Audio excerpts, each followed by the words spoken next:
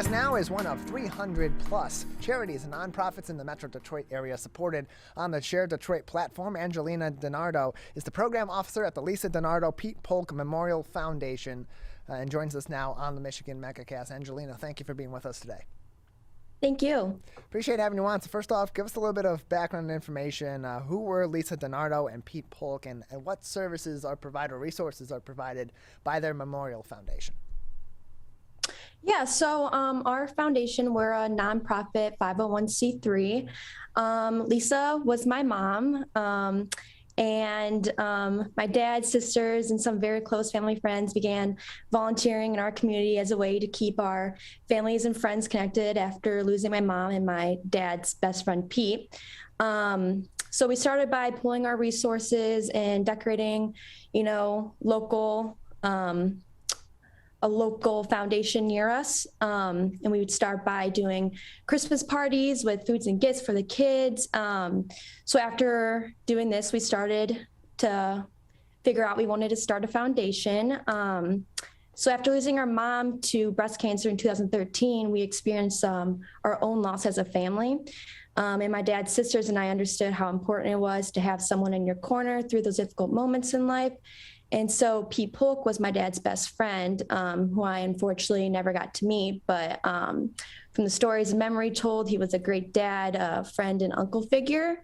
And like my mom, Pete passed away young and leaving 3 children and a young widow on their own to recover from an unbelievable loss. So working with children in foster care and families who are struggling with trauma and poverty was something both our mom and Pete would be proud of. And that's what led to the creation and mission of our foundation. So many resources have to go into providing that support to these families and especially to these children who are in the foster care system. What sort of partnerships does your foundation have in order to make these resources, A, be available, but also be effective in supporting these individuals?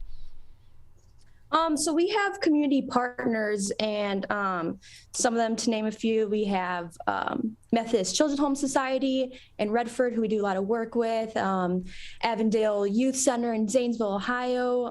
So we have a lot of partners, we would say. And we partner with most of these groups to help them provide services, resources, and experiences to children and families who are responsible for fostering.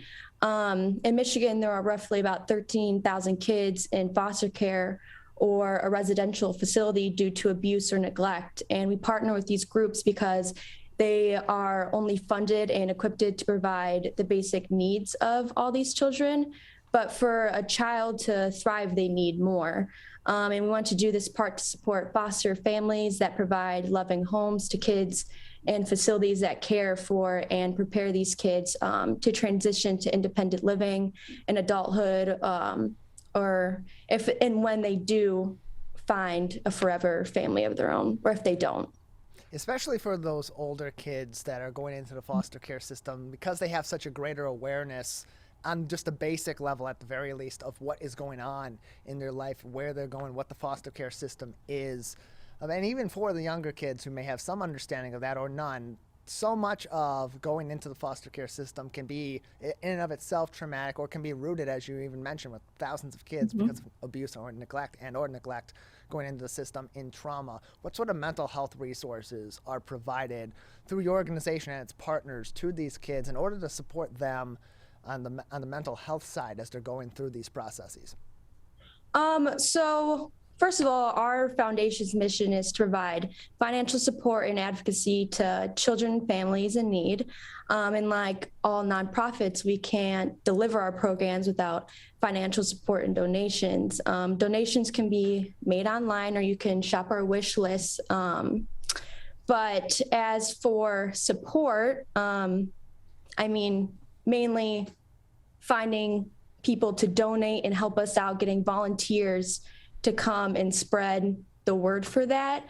We're also working on a building to help these kids who age out of the foster system, to give them support and lessons after, being aged out of the system. I know I have a 17-year-old sister, and when you get aged out of the system, you're kind of just thrown in to the world, not having knowing what to do. So we're working on an FLA building to help support these kids and get them the kind of support they need once they're leaving these facilities. On that note, because there seems to be such unfamiliarity with beyond the basic level of the foster care system, what goes on in the foster care system and what results often come from the foster care system, especially for those, like you said, who age out of the system and the circumstances they often find themselves into, whether it be in Michigan or in other places. What are some things about the foster care system that you wish the general public had better knowledge of so that they would be able to find it in their hearts a lot easier to provide the supports that are so necessary for programs like your organizations are providing? I think one of the most staggering facts that I learned over the last 3 years about the state of foster care in Michigan is that of March 2021, our state ranked dead last in the U.S. for positive outcomes for youth aging out of foster care. And there were about 14,000 youth aging out of the system across the U.S. last year alone. And here in Michigan, we struggled to connect kids aging out with education and vocational opportunities that are available to them. And 70% of the kids who age out in West Virginia receive educational financial assistance nationwide, 23% in here in Michigan. And that number is 1% here. And I'm in that age group, and just being a few years out of high school, I needed my family to guide and support me in making after high school decisions and job choices. And these kids rely on the state case managers, mentors, and communities to help them. And in Michigan, only 49% of the kids who age out of the foster care system will earn a high school diploma or GED. And statistics shows that 24% of them will either be homeless by 19 or incarcerated. We're joined by Angelina DeNardo from the Lisa DeNardo-Pete Polk Memorial Foundation, joining us on the Michigan Megacast. More information can be found in a couple of places, either DeNardo-Polk Memorial Foundation.org, that's DeNardo-Polk-Memorial-Foundation.org, or by visiting sharedetroit.org, clicking on their Find a Nonprofit section and using the search function there to search for Lisa DeNardo-Pete Polk Memorial Foundation, where you'll find more information on the organization, including their website, including volunteer opportunities, including ways that you can donate to the organization, including some items that may be of great use to this organization, as well as 301 other charities and nonprofits in the Metro Detroit area. On that note, Lisa, if there are opportunities to support the organization, of course, financially is exceedingly important, as you've already mentioned, for so many reasons in providing these resources. But beyond that, what are some other critical ways, especially at this time, that people can support your organization and its mission? You can find us at, obviously, DeNardo-Polk Memorial Foundation, and you can help shop our wish list and come out and volunteer. You can also search us through Share Detroit, too, and you can find many foundations through there. But I would mainly say coming out to volunteer and donating are some of our biggest things, especially coming up. We have summer programs that we need backpacks and diaper drives for. So those are our big ones coming up.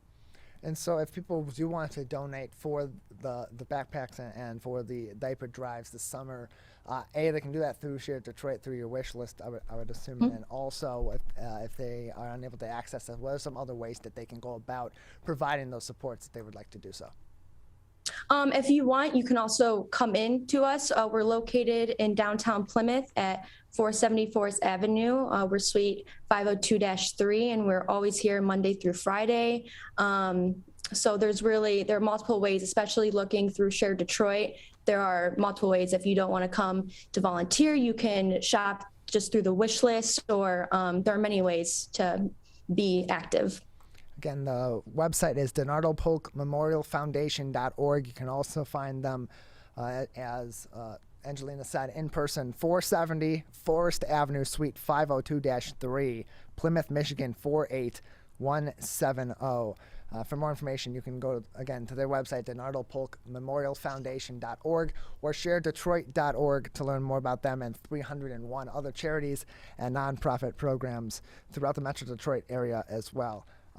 Angelina, just a few more minutes before we'll say goodbye today. At this time, is there anything else that we haven't discussed yet today that would be important for our audience to know about your organization, or other ways they can get involved and help you? So outside of our annual programs, we have a program that we called Building Community Project, and we work to raise funds throughout the year, allowing us to select a large project that we will benefit the community in a way and that aligns with our mission. And this year, our project is to provide a state-of-the-art digital media center to the children and families at the Fostering Leadership Academy here in Metro Detroit. And we are providing laptops, iPads, smart boards, collaborative spaces in the new media center to support the students and teachers so they have all the resources they need and a hands-on experience. And we couldn't accomplish a project like this without the generous support of our community. Also wanted to thank you guys for the opportunity to letting us share today, and Share Detroit for connecting us with opportunities like this. We participated in their annual summer kickoff last Saturday, which was phenomenal, and we were reaching out more volunteers and supporters than we could on our own. Angelina, thank you so much for joining us. Appreciate your time and telling us more about the Elisa DeNardo-Pete Polk Memorial Foundation. Thank you.